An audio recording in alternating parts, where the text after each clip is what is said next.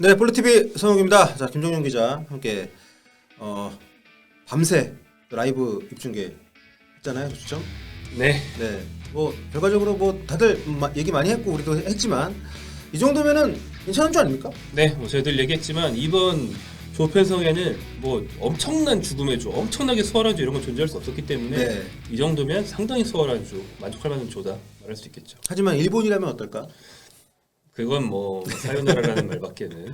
자, 일본도 화이팅 하시고요. 자, 우리 대표팀 포트1에서 포르투갈을 만나게 됐습니다. 포르투갈은 여러 가지로 우리하고 인연이 있는 팀인데 2002년에 우리가 뭐 처음 만나가지고 포르투갈을 잡고 최초 16강. 그렇죠. 내친김에 4강까지 갔던. 그 애국가에 나오는 그 장면이 나왔던. 네. 네. 박지성 선수를 지금의 레전드로 만든 그 경기였고, 그리고 그 전에 1966년으로 올라가면 노스 코리아가 또 포르투갈을 만나서 뭐 지긴 했지만 어쨌든 8강에서 이렇게 만났던 일이 있었고요. 우리 같은 경우에는 A매치에서 그 경기 말고는 만난 적이 없더라고요. 그렇습니다. 없습니다. 네, 월드컵 본선에서만 딱 한 번 만나서 우리가 이겼기 때문에 상대 전적 승률 100%. 네. 그렇죠.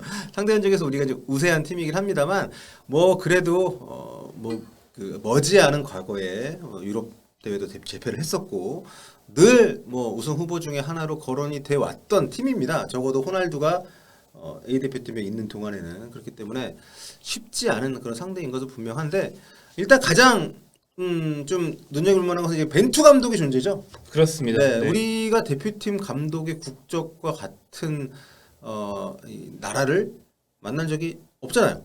그렇죠. 예. 뭐 외국인 감독이라 봤자 주로 네덜란드 사람들이었는데 네. 네덜란드를 만난 적이 없으니까. 그렇죠. 네. 그렇기 때문에 이게 좀 굉장히 새로운 경험인데 벤투 감독 뭐 조국 만난다고 뭐 좀 저주거나 이럴 일 당연히 없겠지만 굉장히 좀 난감할 수 있겠어요. 현지에서 아마 전화 엄청 많이 받고 있을 것 같은데. 그럴 수 있습니다. 네. 근데 제 경험상 제가 지켜봐온 여러 사례들을 볼 때는 오히려 이런 사람들이 자기 조국을 만날 때 네, 맞아요. 더 열심히 하는 경우들이 있어요. 네. 예, 내 능력 보여주겠어. 나 퇴물 아니라는 거 보여주겠어. 이런 각오를 가지고. 네.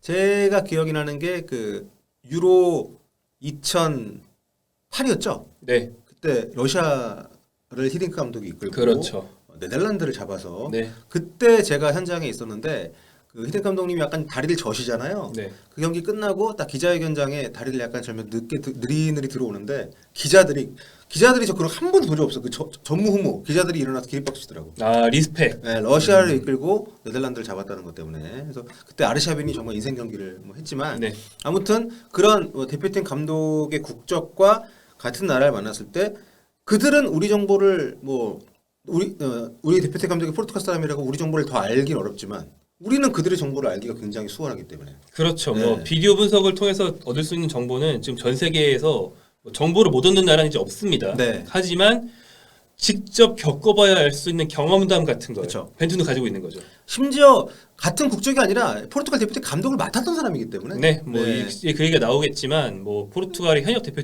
중에서 여러 명을 직접 지도했던 사람입니다. 네. 그런 점에서 굉장히 좀 의미 있는 그 또 스토리가 있는 조편성입니다. 사제에서 적으로 이런 표현을 김정준 기자가 저한테 했었는데 벤투하고 호날두 인연이 있죠? 그렇습니다. 네, 벤투 감독이 대표팀에서 지휘하다가 뭐 이제는 좀 오래된 일이 됐습니다만 그렇죠. 8년 전. 벤투 감독이 이제 포르투갈 대표팀 감독을 4년을 했는데 벌써 되게 오래됐네요. 그러고 보니까 12년 전에 부임을 해서 유로 2012 그때 4강 네. 갔었고 브라질 월드컵 때는 이제 조별리그 탈락을 했었는데 그때 가나하고 붙었었기 때문에 또 가나하고 포르투갈도 나름대로 또 스토리가 있는 네, 그런 조합이라고 보시면 되겠습니다. 자, 근데 포르투갈이 우리가 포트1에서 만난 팀이기 때문에 당연히 가장 강팀입니다만 포트1에서 피파 랭킹이 가장 낮은 팀이고 심지어 플레이오프 원래 그 북마케도니아가 이탈리아를 잡아주지 않았다면 본선에 못 올라올 수도 있었어요. 네, 네. 그럴 정도로 어쨌든 포트1에서는 가장 좋은 상대를 만났다고 할 수 있는데 이번 유럽 지역 예선에서도 좋지 않았죠, 썩. 네, 일단 플레이오프를 밀렸다는 것 자체가 네. 유럽 지역 예선 자기 조에서 1위를 못했다는 건데 세르비아에 밀려서 조 2위를 했어요. 그렇죠. 1위를 한 팀들 중에서 세르비아가 그렇게 센 팀은 아닌데. 네. 5승 2무 1패니까 뭐 좋은 성적이라고 할 수는 있긴 하지만 세르비아에 밀렸고요.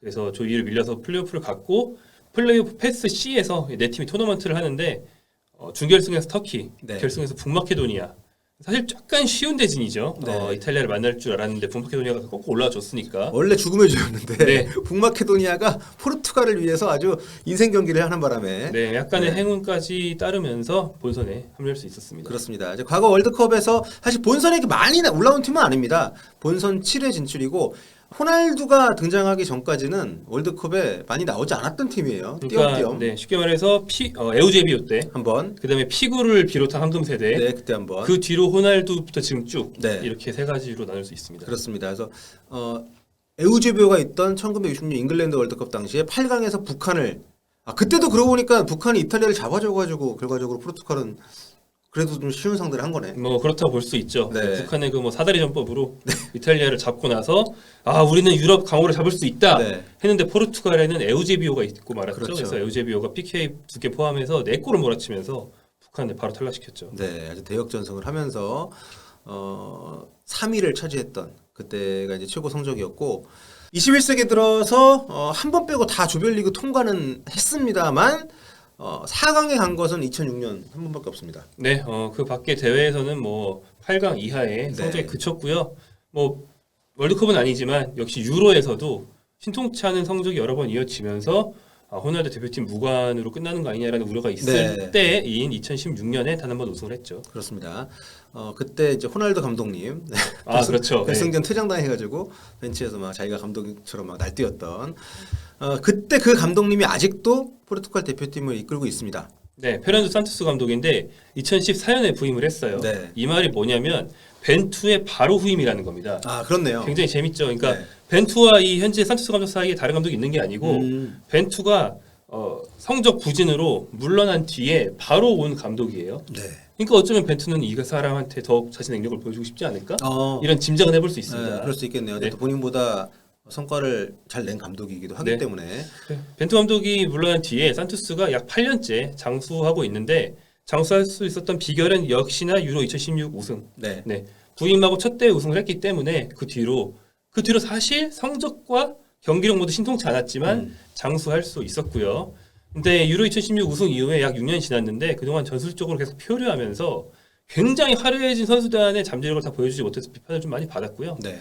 어떻게 보면 산토스 감독이 포르투갈 선수들에 비해서는 좀 능력치로 치면 약간 낮은 능력치를 줄 수 있는 어쩌면 좀 불안 요소죠. 그래서 산토스 감독이 본선까지 어떤 화려한 선수들을 어떻게 하면 시너지 효과를 낼 수 있는지 퍼즐을 맞추면 포르투갈은 정말 무서운 우승 후보가 되는 것이고 네. 그러지 못한다면 뭐 최근의 월드컵이나 유로처럼 선수단에 비해서 약간 모래알 같은데 이런 이미지를 주는 팀으로 전락할 수도 있습니다. 네, 저희가 뭐 주장 키플레이어 이렇게 쫙 자막으로 크리스티아노 호날두 주장 또 호날두와 손흥민의 이렇게 주장 그 핸쉐이크 네, 보는 네. 것도 참 기대가 되는데 뭐 키플레이어 디오고 조타 써놨지만 이 두 선수뿐만 아니라 화려합니다. 이 포르투갈 대표팀의 플랜 A 전술을 한번 저희가 소개해드리면 4-1-3-2 정도로 저희가 썼는데 일단 최전방에 호날두하고 디오고 조타 그리고 뒤에 브루노 페르난데스, 네. 베르나르도 실바 그리고 뭐 무티뉴, 뭐 후뱅 디아스, 페페 아직도 뛰고 있습니다, 여러분. 페페 그리고 칸셀루, 파트리시오 골키퍼도 잘하고 있고 그러니까 굉장히 지금 이 팀의 어떤 선수들 베스트 11 면면을 보면 어느 팀 못지 않아요. 네. 네. 여기에다가 주앙 펠릭스 있죠, 화페 레앙 있죠. 심지어 여기 쓰지 못한 선수들이 있어요. 네. 공격진이 너무 화려해서. 그렇죠. 이를테면 뭐 지난 시즌 분데스리가 득점 2위인 실바는 여기 쓰지도 못했습니다. 네. 뭐 그럴 정도로 엄청나게 화려한 선수단을 구축을 하고 있고요. 다만 이 플랜 A 그림이 지금 녹음하고 있는 시점에서 가장 최근 경기들인 그 포르투갈의 예선 플레이오프 네. 때 쓴 전술이기도 하고 유로 2016 우승 때 쓴 전술이기도 한데 네. 이걸로 쭉 온 게 아니에요. 뭐 유로 바로 최근 유로였던 작년에는 뭐 호날두 원톱도 썼었고요. 네. 전술이 계속 표류합니다. 말씀드린 것처럼. 그렇기 때문에 포메이션을 뭘 쓸지 아마 산토스 감독도 머릿속에 정리가 안 돼 있는 게 아니냐 이런 짐작을 해볼 수 있죠. 벤투 감독이랑 좀 다르네요. 벤투 굉장히 감독은 다르죠. 네. 정해놓고 그걸로 그냥 밀고 나가는데 근데 개인적으로는 벤투 감독이 지금까지 해왔던 축구를 벤투 감독 스타일에서 하겠죠? 근데 할 수도 있고 네. 제 생각에는 벤투 감독이 지금까지 해온 축구를 고수해 오면서 조직력이 올라갔잖아요. 네. 그 조직력으로 조금 더 수비적인 축구를 해도 스페인 축구가 잘 나올 것이다. 이란이 지난 월드컵 때 굉장히 예선을 쉽게 통과했지만 본선 가가지고 스페인 포르투갈 만나가지고 템백을 썼단 말이에요. 우리도 그런 고려를 좀 하지 않을까 생각을 좀 해보는데 이 멤버를 보니까 또 그 생각이 들어서 네. 말씀을 좀 드려봤고요. 여전히 벤투 감독의 지도를 받았던 선수들이 대표팀이 많이 남아 있네요. 네, 호날두를 벤투 감독이 네. 그 유로에서 4강이라는 좋은 성적을 냈다는 건 당연히 팀 내 최고 스타를 활용했다는 거니까 네. 상당히 잘 썼어요. 그거를 이제 저희가 유로 2012 때 현장에서 네. 본 바가 있고요. 네, 그리고 그 밖에도 노장 선수들 무티뉴, 페페, 후이 파트리시오 골키퍼, 그리고 벤투 감독 당시에 유망주였던 미드필더 윌리엄 카르발류 네. 이렇게 한 대여섯 명 정도는 벤투 감독이 직접 지도했던 선수들이 여전히 대표팀에서 네. 주전급으로 뛰고 있단 말입니다. 그렇기 때문에 아까 말씀드린 것처럼 정보 수집으로 알 수 없는 것들, 네. 이 선수들의 정말 사소한 약점 같은 것을 그렇죠. 벤투는 알 수 있다. 네. 이런 게 한국의 큰 어떤 맞대결에서의 자산이 되겠죠. 그렇습니다. 그리고 그 황희찬 선수의 팀 동료인 그 소속팀인 울버햄튼의 팀 동료들이 포르투갈 선수들이 굉장히 많습니다. 네, 이 팀이 그 조르지 멘데스 슈퍼에이전트의 영향력이 큰 팀이고, 네. 그래서 포르투갈 사람이 엄청나죠. 그래서 월드컵 승선 가능한 근자의 대표팀에 뽑혔던 선수들로 한 5명 정도가 있어요. 네. 일단 울버햄튼의 골키퍼 주제사 선수. 이 선수 정말 잘하기 때문에 만약에 감독이 결단을 내린다면 파트리시오를 밀어낼 수도 있을 정도로 잘하고 그렇죠. 있고. 우리도 지난 월드컵 때 김승규 선수가 계속 주전이었는데 본선에만 갑자기 조현우 선수가 주전으로 네. 다 기용이 됐던 그런 일이 있었죠. 가능성 있습니다. 네. 그리고 무티뉴, 넬송 세메두, 네베스, 프란시스코 트링카 네. 최소한 5명 정도는 대표팀 최종 명단에 최종 명단 후보 네. 군에는 들어 있다. 근데 이게 뭐냐면 훈련을 내는 노상 같이 하기 때문에 이 선수들의 어떤 스타일이나 습관이나 이런 걸 충분히 잘 알 수가 있다는 거죠. 그래서 네.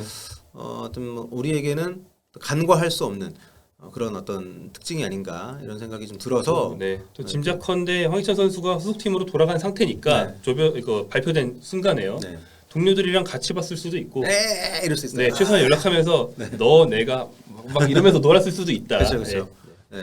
굉장히 좀 재미난 우리와의 인연도 있지만 선수들 개개인의 어떤 그런 사연들도 있기 때문에 더 재미가 있고 그리고 이 얘기는 제가 늘 하는데 제가 호날두 언급할 때 날강도라고 표현을 많이 합니다 유튜브에서. 근데 되게 그 불편해하시는 분들이 많아요. 뭐 그분들의 불편해하시는 마음도 이해하고 약간 좀 송구스럽긴 한데 저는 호날두가 우리나라에 와서 하고 간 행동이 저는 너무 실망스럽고 너무 용서할 수 없는 행동이라고 생각하기 때문에 그 뒤로 그에 대해 아무도 언급이나 왜 자기가 그랬는지에 대한 설명을 안 했기 때문에 저는 그런 마음이 있습니다 개인적으로. 그래서 우리 선수들이 호날두 꽁꽁 묶고 좀 포르투갈을 잡아줬으면 하는 바람이 좀 있고요.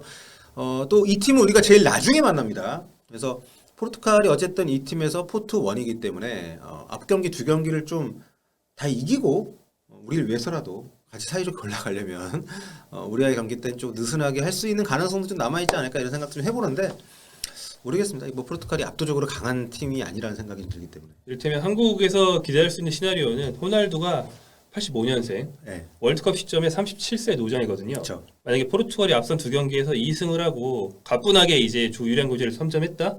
한국과의 경기에 안 나올 수도 있다. 그래서 아까 저기 또 노쇼하는 겁니까? 추첨 라이브 할 때 네. 착한 노쇼? 뭐 이런 농담이 네. 나오긴 했습니다. 근데 그 노쇼가 우리한테 도움이 된다라는 말은 여전히 호날두가 대표팀에서는 뭐 절대적인 입지를 가지고 있다는 거니까. 네. 호날두 선수와 아무튼 좀 호날두와 손흥민의 손흥민 선수가 어릴 때부터 호날두 광팬이었거든요. 지금은 특히 그 노쇼 사건 이후에 언팔을 한 걸로 제가 알고 있는데 인스타그램에서 그때 화제가 많이 됐었어요. 그 뒤에 다시 팔로우를 했는지 모르겠지만 그런 어떤 또 사연이 있는 두 캡틴의 만남이라는 것도 좀 우리에게는 좀 볼거리가 아닌가 그런 생각이 듭니다. 자, 2002년처럼 포르투갈 잡고 16강 올라갈 수 있었으면 좋겠습니다. 그때도 우리가 조별리그 마지막 만났거든요. 이번에도 그거를 낼 수 있는 징검다리가 되어주길 바라면서 포르투갈 본성은 여기서 마무리하도록 하고요. 종종 또 앞으로 계속해서 관련 컨텐츠 많이 올리도록 하겠습니다. 여러분. 안녕히 계세요. 볼빠.